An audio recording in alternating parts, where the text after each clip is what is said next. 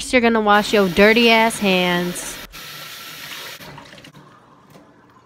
Alright, so the ingredients you're gonna need is a beef chop, that's optional, mushroom, liquid smoke, barbecue sauce, bao flour, salt, pepper, garlic powder, onion powder, parsley flakes, and soy sauce.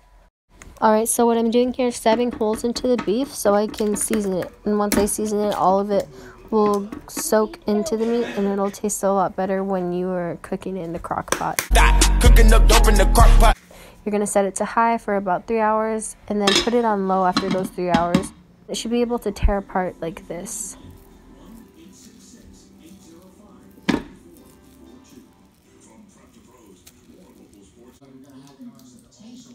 Next, I'm going to take the bao flour. I'm going to put 3/4 of it into a bowl.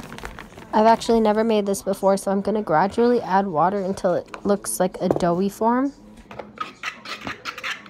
And it should look like this. Once you get it mixed in enough, add a little bit more water, and then you're going to put some flour down onto the table. Then you're going to take the dough out and start kneading it with your hands. So then what I'm going to do is put the dough onto the saran wrap and set it aside for now. Alright, now we're going to move on to the mushrooms, and then we're going to de-stem them. And we're going to chop the onions into strips, like really thin strips, kind of like meat. Okay, so the mushrooms should look like this. You're going to start a pan with a little bit of water on it. You're going to set it to medium-high heat, or you can just leave it on high. And then you're going to use all the seasonings I showed in the beginning into the mushrooms. Use little salt because the mushrooms will soak up a lot of the flavor. Now that everything's cooking, the meat should be done by now, and you're going to chop the dough into small pieces about the size of your palm. You can see right here the mushrooms are cooking and the stems will tear apart like beef.